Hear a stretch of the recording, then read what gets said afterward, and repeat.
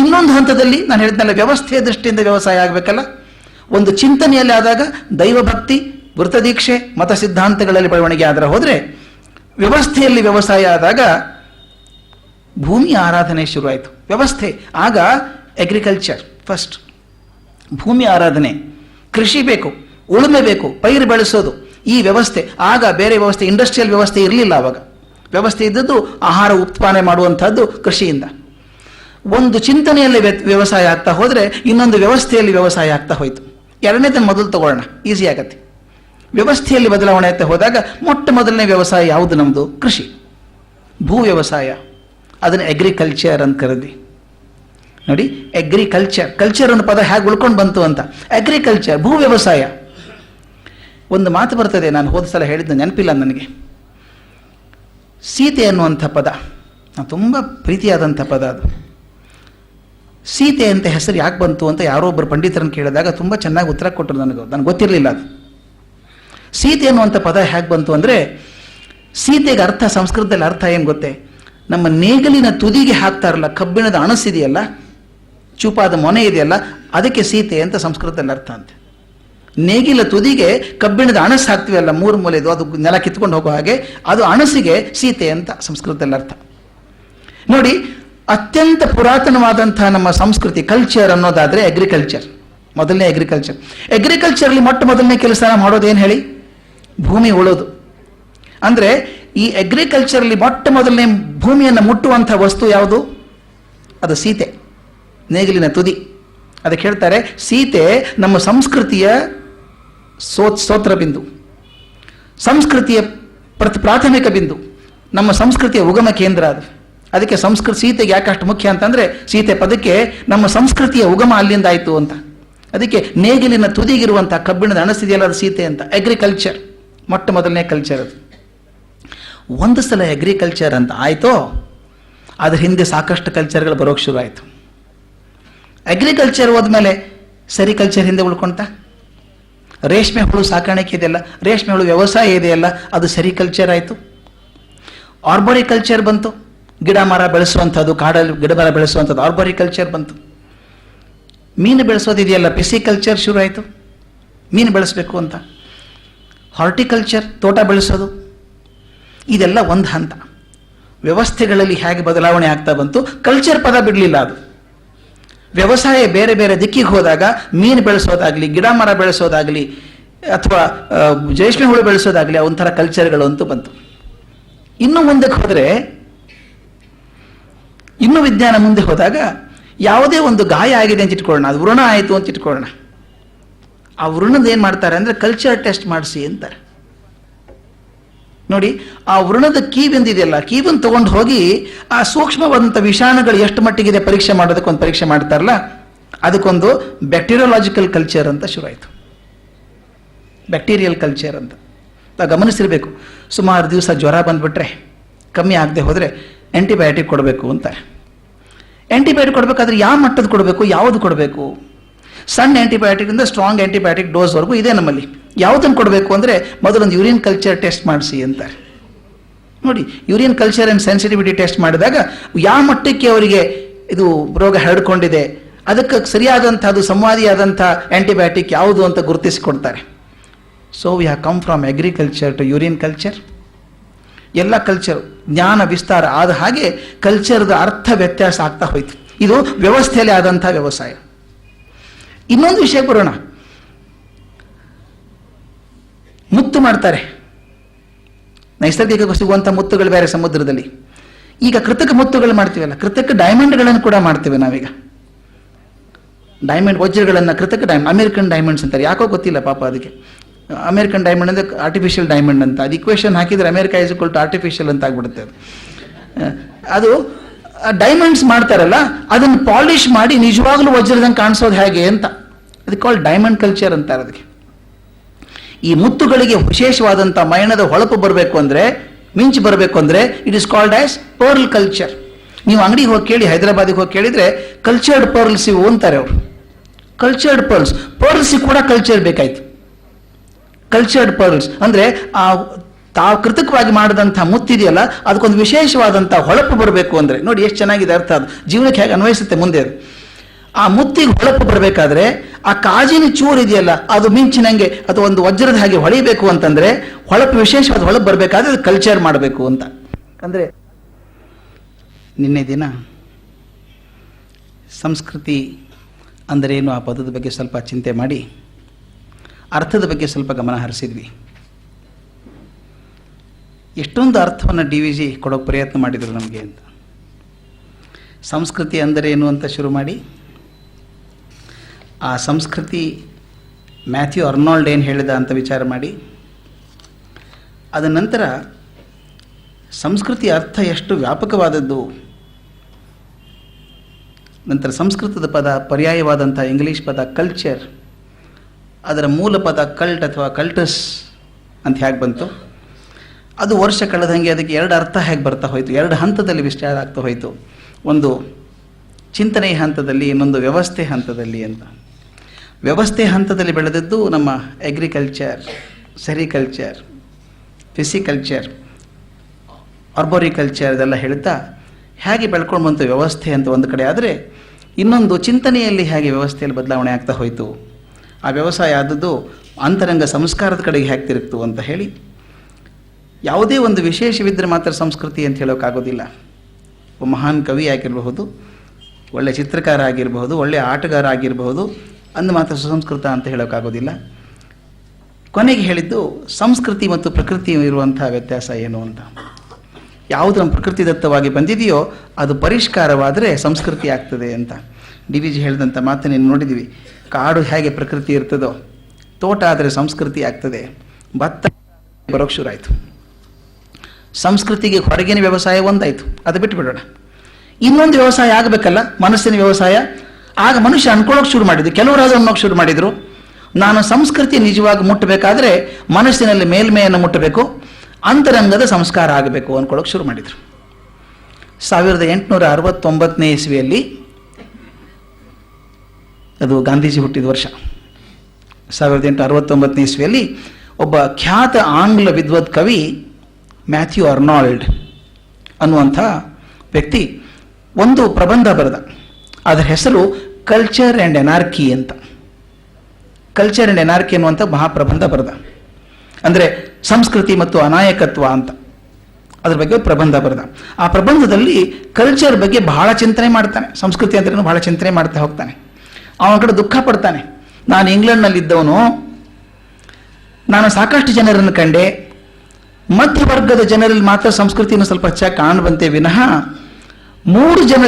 ಮೂರು ಥರದ ಜನಗಳಲ್ಲಿ ನನಗೆ ಸಂಸ್ಕೃತಿ ಕಾಣಿಸ್ಲಿಲ್ಲ ಅಂತ ಬರೀತಾನೆ. ಇಂಗ್ಲೆಂಡಲ್ಲಿ ಬರೆದವನು 3 ಥರದ ಜನದಲ್ಲಿ ನನ್ನ ಸಂಸ್ಕೃತಿ ಕಾಣ ಬರಲಿಲ್ಲ ಅಂತ. ಆ 3 ಥರದ ಜನ ಯಾರು ಅಂತ ವಿಚಾರ ಮಾಡ್ತಾನೆ. ಬಹುಶಃ ನಮ್ಮಲ್ಲೂ ಅದು ಹೊಂದಬಹುದೇನೋ. 3 ಥರದ ಜನರಲ್ಲಿ ನನಗೆ ಸಂಸ್ಕೃತಿ ಹೆಚ್ಚು ಕಾಣ ಬರಲಿಲ್ಲ ಅಂತ ದೂರ್ತಾನವನು. ಮೊದಲನೇದು ಆಗರ್ಭ ಶ್ರೀಮಂತರಾದ ಅನಾಗರಿಕರು ಅಂತ. ಪದ ಎಷ್ಟು ಚೆನ್ನಾಗಿದೆ ನೋಡಿ. ಆಗರ್ಭ ಶ್ರೀಮಂತರಾದ ಅನಾಗರಿಕರು ಮೊದಲನೇ ಹಂತ. ಎರಡನೇದು ಧನಪರಾಯಣರಾದ ನೀರಸ ಜೀವಿಗಳು, ಧನಪರಾಯಣರಾದ ನೀರಸ ಜೀವಿಗಳು. ಮೂರನೇದು ಅಹನ್ಯ ಹನಿ ಕಾಲಕ್ಷೇಪ ಮಾಡುವ ಕಂಗಾಲ ಜನರ ಗುಂಪು. ಈ 3 ಹಂತ ಅಂತ ಹೇಳ್ತಾನೆ. ಸ್ವಲ್ಪ ನೋಡೋಣ ಏನು ಗುಂಪದು ಅಂತ. ಮೊದಲನೇದು ಆಗರ್ಭ ಶ್ರೀಮಂತರಾದ ಅನಾಗರಿಕರು ಅಂತ. ಶ್ರೀಮಂತರು ಸಿಕ್ಕಾಪಟ್ಟೆ ಶ್ರೀಮಂತಿಕೆ ಇದೆ ಅವರಲ್ಲಿ, ಆದರೆ ಅನಾಗರಿಕರು ಅಂತ ಯಾಕೆ ಕರೆದ್ರು ಅವ್ರನ್ನ? ಅನಾಗರಿಕರು ಅಂತ ಯಾರನ್ನು ಕರೆದ್ರು ಅಂತಂದ್ರೆ, ಯಾರಿಗೆ ಇನ್ನೊಬ್ಬರ ಬಗ್ಗೆ ಕಾಳಜಿ ಇಲ್ವೋ, ಯಾರಿಗೆ ಇನ್ನೊಬ್ಬರ ಜೀವನ ಹೆಚ್ಚು ಮುಖ್ಯ ಆಗೋದಿಲ್ವೋ, ಬರೀ ತಮಗೋಸ್ಕರ ಬದುಕ್ತಾರೋ ಅಂಥವ್ರ ಜೀವ ವ್ಯರ್ಥ ಅಂತ ಒಂದು ಹೇರಿ, ಅವ್ರ ಅನಾಗರಿಕರಂತೆ ಹೆಸರು. ಕಾಡಲ್ಲಿ ಒಂದು ವನ್ಯ ಮೃಗಗಳಿಗೆ ಅವ್ರದ್ದೇ ಒಂದೊಂದು ರೂಲ್ ಇದೆ. ಬಲಿಷ್ಠವಾದ ಪಶು ಸಣ್ಣದಾದದ್ದನ್ನು ಕೊಲ್ತದೆ, ಆಹಾರ ಮಾಡಿಕೊಳ್ಳುತ್ತದೆ. ದೊಡ್ಡ ಮೀನ ಸಣ್ಣ ಮೀನನ್ನು ತಿನ್ನುತ್ತೆ. ಹುಲಿ ಸಣ್ಣ ಪ್ರಾಣಿಯನ್ನು ಕೊಂದು ಹಾಕ್ತದೆ. ಅದೊಂದು ನಿಯಮ, ಅದು ಕಾಡಿನ ನಿಯಮ. ಅದೇ ನಿಯಮ ನಮ್ಮ ಸಮಾಜಕ್ಕೆ ಬಂದರೆ, ನಾನು ಬಲಿಷ್ಠನಾದಾಗ, ನಾನು ಶಕ್ತಿಯುತನಾದಾಗ ಸಣ್ಣವರಿಗೆ ಹಾನಿ ಮಾಡೋಕೆ ಶುರು ಮಾಡಿದರೆ, ಅವರ ಜೀವನದ ಬಗ್ಗೆ ನಾನು ಕಳಕಳಿ ಇಲ್ಲದೆ ಹೋದರೆ, ಅವ್ರ ಬಗ್ಗೆ ಪ್ರೀತಿ ಇಲ್ಲದೆ ಹೋದರೆ ನಾನು ಅನಾಗರಿಕ ಆಗಿಬಿಡ್ತೇನೆ ಅಂತ. ಶ್ರೀಮಂತಿಕೇನೂ ಇದೆ ನಿಮ್ಮಲ್ಲಿ, ಆದರೆ ಪರರ ಬಗ್ಗೆ ನಿಮ್ಮ ಕಾಳಜಿ ಇಲ್ಲದೆ ಹೋದಾಗ ನಿಮ್ಮಲ್ಲಿ ಸಂಸ್ಕೃತಿಯ ಲಕ್ಷಣ ಇಲ್ಲ ಅಂತ ಮ್ಯಾಥ್ಯೂ ಅರ್ನಾಲ್ಡ್ ಹೇಳೋದು. ಮೊದಲನೇ ಕ್ವಾಲಿಟಿ ಅದು. ಸಂಸ್ಕೃತಿ ಇಲ್ಲ ಅಂದರೆ ಏನು ಗೊತ್ತಾಗ್ತದೆ ಅಂತ ಹೇಳ್ಕೊಂಡು ಹೋಗ್ತಾನೆ. ಸಂಸ್ಕೃತಿ ಅಂದರೆ ಏನು ಹೇಳೋಕೆ ಹೋಗೋದಿಲ್ಲ. ಯಾವಾಗ ಸಂಸ್ಕೃತಿ ಇಲ್ಲ ಅಂತ ಅರ್ಥ ಮಾಡ್ಕೊಳ್ಬೇಕು?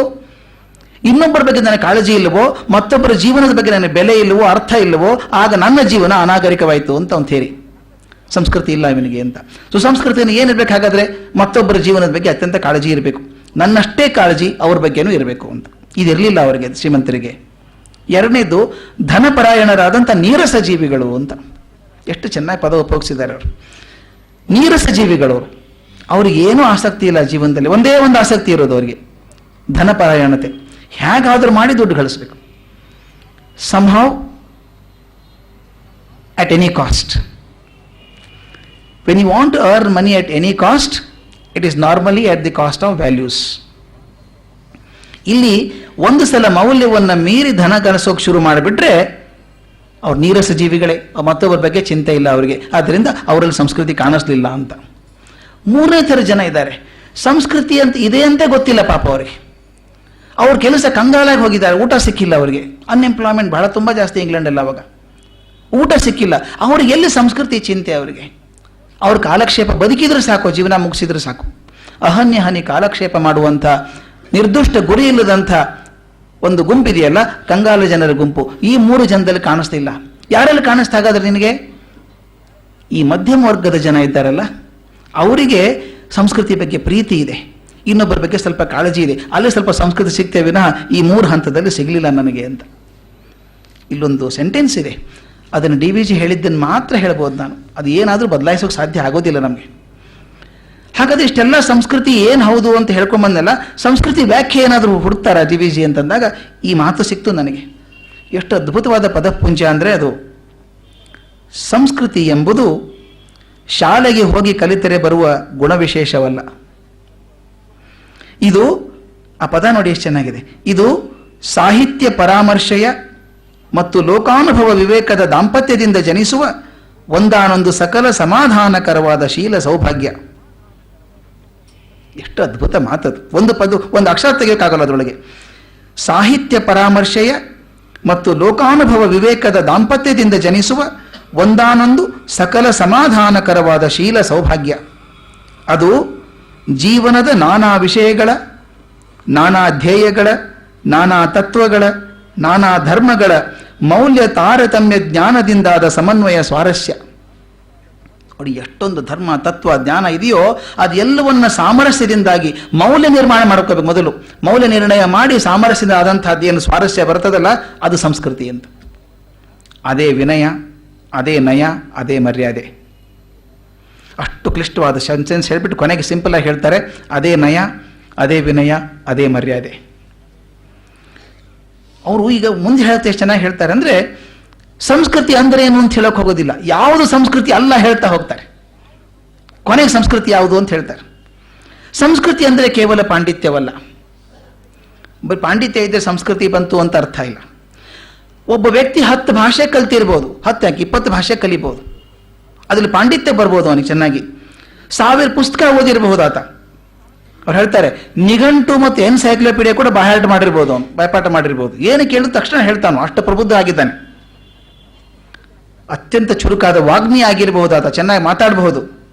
ಅಷ್ಟರಿಂದಲೇ ಆತ ಸುಸಂಸ್ಕೃತ ಎಂದು ಹೇಳಲಾಗದು. ನೋಡಿ ಎಷ್ಟು ಚೆನ್ನಾಗಿ ನಾಡಿ ಹಿಡಿದಿದ್ದಾರೆ. ನಾವು ಸಾಮಾನ್ಯವಾಗಿ ಬಹಳ ಓದಿದವರು ಅಂದರೆ ಜ್ಞಾನಿಗಳು ಅಂತ ಅನ್ಕೋತೇವೆ. ಓದೋದಕ್ಕೂ ಜ್ಞಾನಕ್ಕೂ ಸ್ವಲ್ಪ ವ್ಯತ್ಯಾಸ ಇದೆ. ನಾನು ಘಟನೆ ಹೇಳೋಕೆ ಇಷ್ಟಪಡ್ತೇನೆ. ನನ್ನ ಜೊತೆಗೆ ಒಬ್ಬ ಹುಡುಗ PhD ಮಾಡಿ ಆತ ಅಮೇರಿಕಕ್ಕೆ ಹೋದ. ಅವ್ರ ತಂದೆ ತುಂಬ ಬಡತನದಲ್ಲಿ ಬೆಳೆಸಿದವರು, ಅವನ್ನ ಕನ್ನಡ ಶಾಲೆ ಮೇಷ್ಟ್ರಾಗಿದ್ದವರು. ಮನೆಯಲ್ಲಿ ಆಸ್ತಿ ಇಲ್ಲ. ಅಪ್ಪ ಹೇಗೋ ಸಾಲ ಮಾಡಿ ಒಂದು ಶಿರ್ಸಂಗಿ ಟ್ರಸ್ಟ್ ಅಂತಿದೆ, ಅಲ್ಲಿ ಸಾಲ ಮಾಡಿ ಆತನ ಅಮೇರಿಕಕ್ಕೆ ಕಳಿಸಿದ್ರು. ಅಲ್ಲಿ ಹೋಗಿ ಪೋಸ್ಟ್ ಡಾಕ್ಟರ್ ರಿಸರ್ಚ್ ಫೆಲೋಕ್ ಅಂತ ಹೋದವನು. ಅವನಿಗೆ ತೊಂದರೆ ಆಯ್ತು. ಮುಂದೆ 2 ವರ್ಷ ಇದ್ದ, 3 ವರ್ಷ ಇದ್ದ. ಒಂದ್ಸಲ ಹೋದರೆ ಬೇರು ಬಿಟ್ಬಿಡ್ತದೆ, ಅಲ್ಲೇನೆ ಇಟ್ಕೊಂಡ್ಬಿಟ್ಟು ಆತ ಗ್ರೀನ್ ಕಾರ್ಡ್ ಹೋಲ್ಡರ್ ಆದ ಅನಿಸುತ್ತೆ. ಅಲ್ಲೇ ಮದುವೆನೂ ಮಾಡ್ಕೊಂಡ್ಬಿಟ್ಟ ಆತ. ಅವಾಗಿನೂ ಮದುವೆ ಮಾಡ್ಕೊಂಡಾಗ ಏನೋ ಗ್ರೀನ್ ಕಾರ್ಡ್ ಇರಲಿಲ್ಲ. ಆಕೆ ಮದುವೆ ಮಾಡ್ಕೊಂಡಿದ್ದ ಗ್ರೀನ್ ಕಾರ್ಡ್ ಸಿಕ್ತು ಅವನಿಗೆ. ಬೇರೆ ಅಮೇರಿಕನ್ ಹುಡುಗಿನ ಮದುವೆ ಆದ್ಕೊಂಡ. ತಪ್ಪು ಅಲ್ಲ ಅದು. ತಂದೆ ಹೇಳಿಲ್ಲ, ಅವನು ತಾಯಿಗೆ ಹೇಳಿಲ್ಲ ಮದುವೆ ಆಗಿದ್ದೀನಿ ಅಂತ. ತಂದೆ ತಾಯಿಗೆ ಹೇಳೂ ಇಲ್ಲ. ನಮಗೆಲ್ಲ ಗೊತ್ತು ಮದುವೆ ಆಗಿದ್ದಾನೆ ಅವನು ಅಂತ ಗೊತ್ತು. ನಮಗೆಲ್ಲ ಹೇಳ್ಕೊಂಡಿದ್ದ, ತಂದೆ ತಾಯಿಗೆ ಹೇಳ್ಬೇಡ್ರೋ, ನಾನು ಕರೆಕ್ಟ್ ಟೈಮ್ ನೋಡ್ಕೊಂಡು ಹೇಳ್ತೀನಿ ನಮ್ಮ ತಂದೆ ತಾಯಿಗೆ ಅದನ್ನು ಅಂತ ಹೇಳಿದ. 3 ವರ್ಷದ ನಂತರ ವಾಪಸ್ಸು ಊರಿಗೆ ಬಂದ. ಬೆಳಗಾಂ ಹತ್ತಿರ ಒಂದು ಸಣ್ಣ ಹಳ್ಳಿ ಅವ್ರ ಊರು. ಅವನ್ನ ರಿಸೀವ್ ಮಾಡ್ಕೋಬೇಕು ಅಂತ ನಾವೆಲ್ಲ ಏರ್ಪೋರ್ಟಿಗೆ ಹೋದ್ವಿ ಬೆಳಗಾಂಗೆ. ಸ್ನೇಹಿತ ಬಂದಿದ್ದಾನೆ ಅಂತ. ಅವ್ರ ಮನೆಯಲ್ಲಿ ಚೆನ್ನಾಗಿ ಗೊತ್ತು ನನಗೆ. ನಾನು ಪ್ರೈಮರಿ ಸ್ಕೂಲಿಂದ ನನ್ನ ಕ್ಲಾಸ್ಮೇಟ್ ಆಗಿದ್ದವನು ಅವನು. ಅವ್ರ ತಂದೆದೆಲ್ಲ ಚೆನ್ನಾಗಿ ಪರಿಚಯ ನನಗೆ.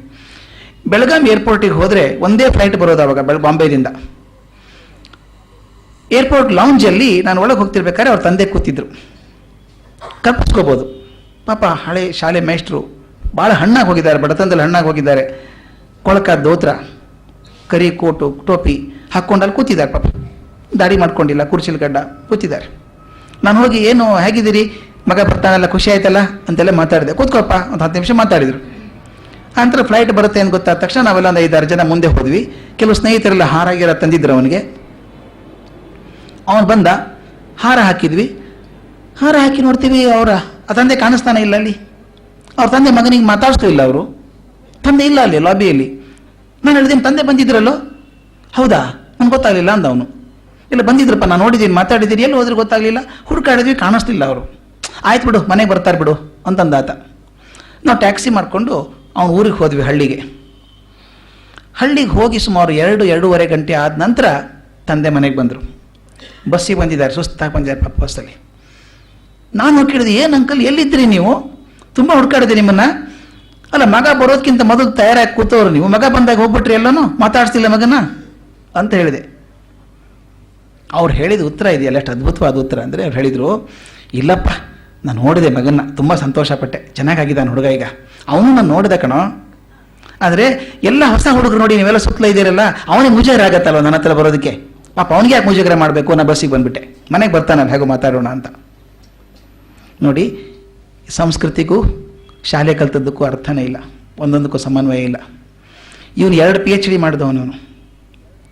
ತಂದೆಗೆ ಹೋಗಿ ನಮಸ್ಕಾರ ಮಾಡಬೇಕು ಅಂತ ಪರಿಜ್ಞಾನ ಇಲ್ಲ ಅವನಿಗೆ. ಏರ್ಪೋರ್ಟಲ್ಲಿ ಫ್ರೆಂಡ್ಸ್ ಮುಂದೆ ಹೋಗಿ ನಮಸ್ಕಾರ ಮಾಡೋದು. ತಂದೆ ಅವನು ನೋಡಿದ್ದಾರೆ, ಅವನು ತಂದೆ ನೋಡಿದ್ದಾನೆ.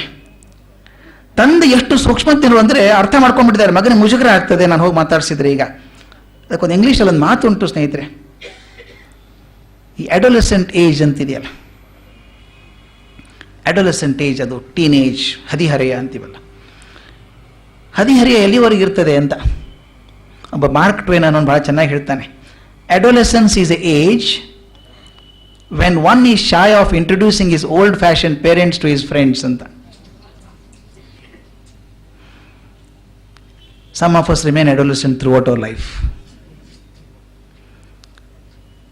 ತಂದೆ ಅಥವಾ ತಾಯಿ ಸ್ವಲ್ಪ, ತಂದೆ ತಾಯಿ ಹಳಬರೇ ಇರಬೇಕಲ್ಲ, ಹೊಸಬರೇ ಇರಂಗಾಗುತ್ತೆ.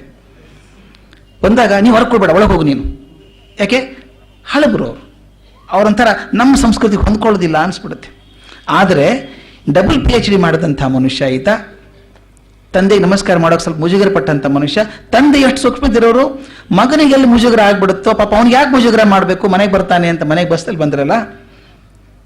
ಸುಸಂಸ್ಕೃತರು ಯಾರು, ಶಿಕ್ಷೆ ಪಡ್ಕೊಂಡವ್ರು ಯಾರು ಅಂತ ನಾನು ಹೇಳ್ತೀನಿ. ಅವ್ರ ತಂದೆ ತುಂಬ ಸುಸಂಸ್ಕೃತರು, ಇವನಿಗೆ ಡಿಗ್ರಿ ಇದೆ, ಸಂಸ್ಕೃತಿ ಬರಲಿಲ್ಲ. ಅದಕ್ಕೆ DVG ಹೇಳ್ತಾರೆ, 10 ಪುಸ್ತಕ ಓದಿರ್ಬೋದು, 1000 ಪುಸ್ತಕ ಓದಿರ್ಬೋದು, ನಿಘಂಟೆ ಬಯಾಟ್ ಮಾಡಿರ್ಬೋದು, ಎಲ್ಲ ಮಾಡಿರ್ಬೋದು, ಆದರೆ ಸುಸಂಸ್ಕೃತ ಆದ ಅಂತ ಹೇಳಕ್ಕೆ ಬರೋದಿಲ್ಲ ಇದರಿಂದ ಅಂತ.